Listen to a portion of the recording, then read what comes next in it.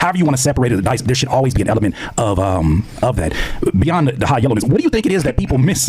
What do you think it is people miss in terms of, people are like these are the same artists that are competitive about record sales. Yeah. And that's the first thing you see some of them use when they do end up being at odds with somebody else. Why was that missed when it was such a wide net? Because he wasn't just talking about one rapper. It was the whole. Now, I think you could have a nuanced perspective on this, where it's like, yo, someone saying, I think I'm the best, and I'm down to rap with all y'all, and I think I would out-rap all y'all, even if they name names. But there is also another level where it's like, yo, bro, every time I speak about you, I'm giving you your flowers. I'm never shitting on you. I put you on my album. I brought you on tour. I'm Oh, Lord. Respectfully, I think Drake was trying to have rap. Like how, remember when NBA players used to really dislike the nigga on the opposite team, and now Draymond Green and LeBron are best friends? You know what I mean? When they play each other, of course they compete, but they're best friends after the game, right? And Draymond's basically defending LeBron anytime anybody talks shit about him, right? These days, the NBA players are pretty much friends with all each other. You know what I mean? Like in offseason, they hang with each other. Like back in the day, they used to really have animosity. They wouldn't hang with each other, and it was really like, it was so competitive that it was real. I think fans like that factor of the league back in the day. But these days, the players are making too much money to really have animosity against another guy making $200 million when, to be honest, when you guys could collaborate, make businesses, and do other things together outside of this shit. Like, so you end up seeing a lot of these guys being friends. They don't hate each other, they're friends. I think Drake was kind of trying to do that a little bit. He was putting his hand around, like, he could have, you got to think about this. If Drake was looking at these guys saying, I want to make sure you guys' careers don't exist, he doesn't bring none of them on tour. He doesn't throw them alley-oops in terms of verses, collabs. He doesn't do any of that. You let them fend for themselves. You don't give them your platform, but he does. So I think there's a way to look at this to say, yeah, if I took you on tour, I fucking put you on my album, I'll give you a platform, I'm talking positive about you, and I hear you on the record talking about. Now, granted, the other side is, bro, this is rap. This is how we talk. Exactly. Right? This is rap. This is how we talk. We're competitive. Stop it. Stop it. Still rap. Stop it. You know what I'm saying? Stop it. But I'm trying to be nuanced here, where you can look at it from both sides. Drake's probably saying, damn, I did a bunch for this nigga, and this nigga on the record talking like that. On the other side is like, nigga, bruh, harden up, pussy. Like, the fuck? Like, nigga, this is hip hop. This is how we talk. We want to out-rap everybody. You know what I mean? And I think I can kill everybody in the game, right? All right. You could look at it either way, right? Whole years. Man, but I think about that control. And see, that's the thing. A person like Drake, he will try to embrace someone because he's actually scared of them.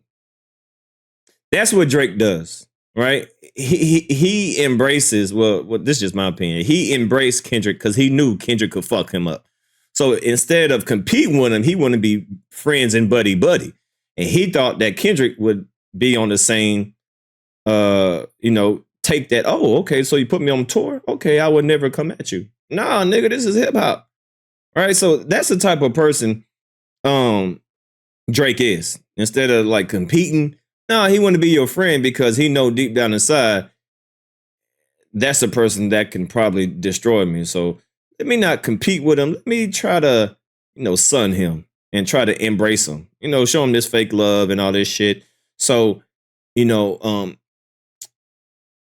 he will have to think about this if he want to come at me, That's that sneaky, shady shit that some people do. You know what I mean? And I think Drake is one of those type. Instead of,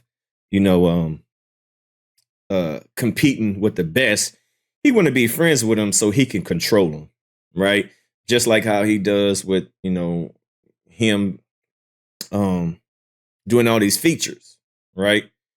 He will always have, he thought, with him doing all these features with all these artists, he can always say at the end of the day, hey, I gave you your number one hit song.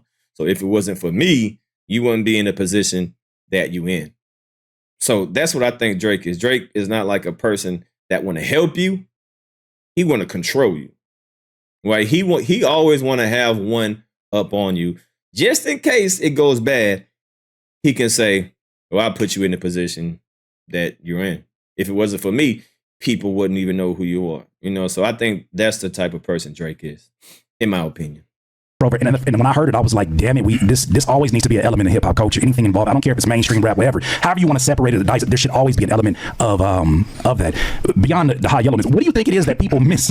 What do you think it is people miss in terms of, people are like these are the same artists that are competitive about record sales. Yeah. And that's the first thing you see some of them use when they do end up being at odds with somebody else. Why was that missed when it was such a wide net? Because he wasn't just talking about one rapper. It was the whole gang. Even the people on the damn record with him. Yeah, right. Exactly. I don't know, man. I can't explain where that comes from other people. Right. Or why they feel the way they felt. To me, I know it was friendly competition. Right. It's like we on the court, we playing basketball. I'm trying to win the game. That part. Now, I get what Punch is saying, and I do think he's making a very reasonable take. right? Remember I said there's kind of two ways to look at it. If you're going to say Drake had a right to feel whatever he felt, or whatever sentiment he was kind of like conveying in those interviews, you're going to say he did a lot for these niggas, and these niggas basically either seemed ungrateful or, you know, rather than reciprocate love, they're talking shit. On the other side, it's like, nigga, that's not talking shit, that's just hip hop, right? Exactly. If you have either one of those opinions, but more so the latter, well, why didn't Kendrick feel the same way when J. Cole defended himself against the Like That verse? So Kendrick drops Like That, and J. Cole drops a 7-minute freestyle, and he pretty much disses Kendrick, and almost it kind of seems like, yo, he's not, like, Kendrick is not fucking with it. It's not like, it's like, oh, no, it's all good, bro. It's just hip hop. You're just getting your shit off like I got my shit off. Seems like, and by the way, it even seemed that Cole knew that Kendrick felt a way about that, and that's why he took it down. So we got to try to also keep it fair. If the sentiment here is, bro, I should be able to say fuck you, as long as it's in the name of rap, because we're competing, well, when J. Cole responds to a nigga saying fuck him, it feels like Kendrick cared a bit. And even if you hear the rumors, they said that they told Kendrick to, or Kendrick's people around, if it was Schoolboy Q, told Cole, get out of the way, right? So that becomes a little bit interesting. I mean, we can go get something to eat after, whatever it is, but while we playing, I'm elbowing you, you know what I mean? Shoulders is going crazy. Right. It's like a pickup game. Yeah, it's still love. Yeah. Like, I don't hate you, but nigga, it's cool. Like, we good money. But again, everybody wasn't raised that way. That's unfortunate. That's unfortunate. Okay, then they start talking about I'll be right back. Like That, and I think going into Not Like Us. Here we go. I want to dive more into this category now. So, over the years, we as listeners saw what seemed to be subliminals thrown on both sides. Yeah. Or even at least could be interpreted as that. And, you know, because we don't really get a lot of interviews from that, or we don't really get, you know, or the other folks who are involved in it are not as direct, we never really know until we knew. Yeah. As it is approaching to that time, I'm curious, what was the energy like internally when the Kendrick versus Drake battle first kicked off? And let's talk about specifically with that Like That verse. It had been bubbling for a while. Right. You know what I mean? We was pretty closed mouth about it. And say much. You hear little subliminals. But I got to the point now where I'm like, I'm gonna speak on it if somebody asks me. Right. Because now it's about legacy. You know what I'm saying? Like, usually we just let things go how they go. Right. We know what the truth is or whatever, but now it's like, okay, I speak on certain things. So I was I think I was just getting ready to go out of town on tour with SZA when Dada came by the studio. So I didn't see him, I missed him. And he played the record for Top. You know what I mean? And I talked to Top, he told me a little bit about the record, then I hit Dot. I'm like, it's going down? And he said, yeah. Punch looked like he smelled like hot dogs.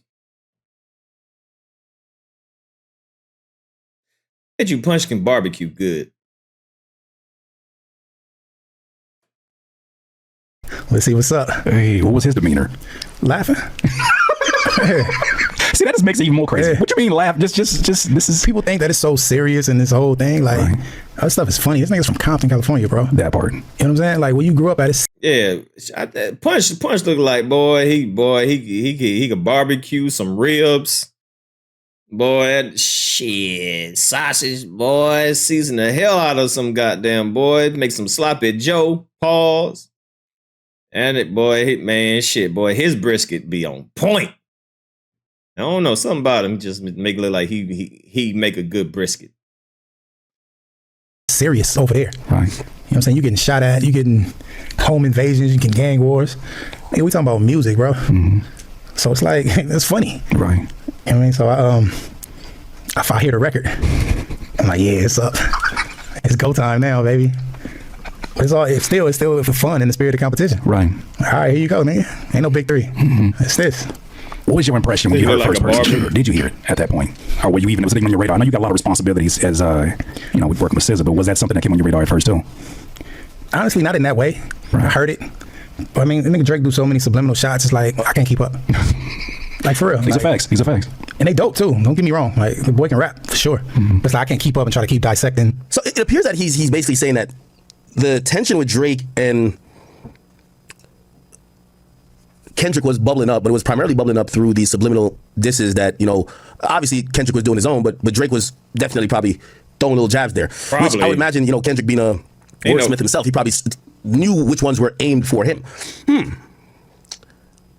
I'm wondering why we don't get to the real shit, which is, if this is supposedly true, right? And I got the word that it probably was, that Drake was trying to get him on the record, Kendrick, and Kendrick basically was on some shit like,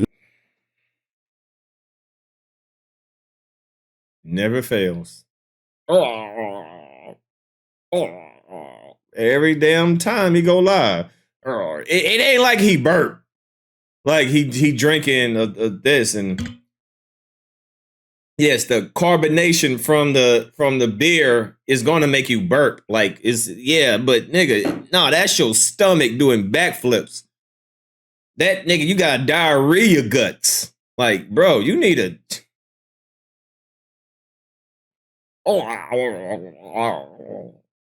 and No, get him on the record. Probably was bubble that guts. Drake Bubble Akademiks was trying to get him on the record. Kendrick. And Kendrick basically was on some shit like, God damn, man. It must have been some real breakdown or some miscommunication somewhat, because why would Drake reach out to get Kendrick on first person shooter? Why would he reach out to get Kendrick on first person shooter if it was already like that? I don't know. Shut up, Akademiks. I would love to hear that be either affirmed or denied. Did he reach out? What did Kendrick think about him reaching out? Why didn't Kendrick jump on that record? Did Kendrick then feel like it was a slight that he didn't get on the record, but then they're on the record talking about, me and Drake were like the Spider-Man meme. That's it's basically 1 and 2. We the big three, like we started the league, and now I feel like Muhammad Ali and all that type of stuff. Yeah, I feel like those answers might only come from Kendrick. Let me see.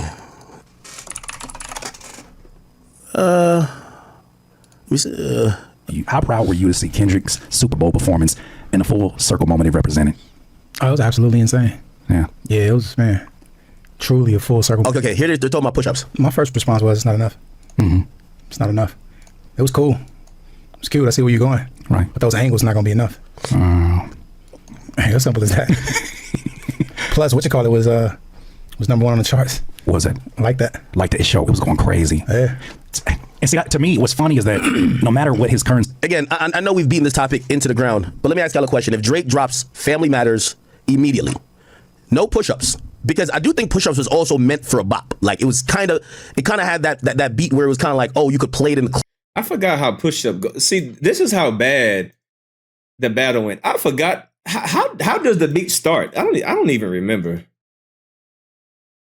I don't even remember how this shit starts.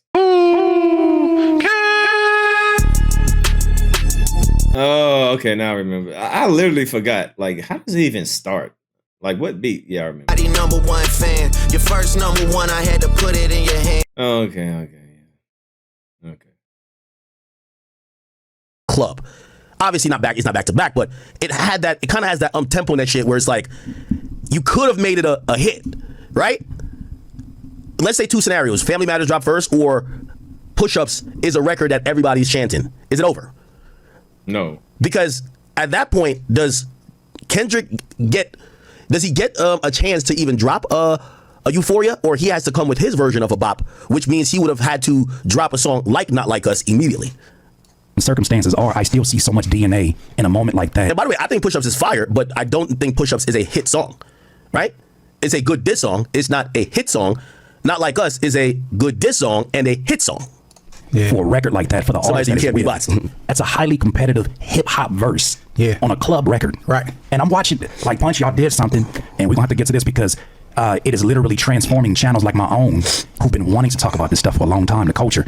But the culture did get into a certain place where, the algorithms that be, I can't even say powers that be, the algorithms that be quieted a lot of it. But when I started seeing all the videos popping up and I'm seeing demographic. Emmanuel Doe, thank you for the 10 Canadian. He says, let's be real, this topic is a distraction, and we've heard this all before. Dark Kenny was low-key cooking. Drake got a little spooked, didn't he? Laughing my ass off. I told y'all onto something. Keep going. What else you want me to say? Just right up the Rico. Fix that I don't usually see. Yeah. Bar for bar, reciting what he's saying. Mm-hmm. I don't know how somebody doesn't see. I gotta tread carefully with this. That's a verse we're talking about. Yeah. What's like none of the world powers that ruled the world actually seen when they was gonna face destruction. One more time, you said none of the world powers. Yeah, that was dominant at the time. Like if you look at anywhere from Babylon to Medo-Persia to Egypt, whoever, they were so powerful that they didn't see a situation where they would fall. So you kind of missed it. Right. I mean, you get into decadence and this whole thing, and before you know it, your whole camp's surrounded. I want to. Can you drop a book? I want to master this art of talking because I'm saying there's certain times I didn't say it too much. You say just enough. Cheers to you, sir. Okay. In true Maniac fashion is what I call it. My thing is, I love a healthy level of maniac. I got it in me. I love a little bit of crazy. As people are gassing that push-ups record, as people are gassing the moment, and then we get a follow-up with the tailor-made freestyle, which I just, at that point, I'm like, okay. So would you say he's saying that Dark Kenny folks was right? Now they're gonna put a Rico on. I think something in the near future. I think Drake gonna get R. Kelly'd. You know, he gonna get Diddy'd in a couple of years. I don't know. There's just a lot of stuff going on, man.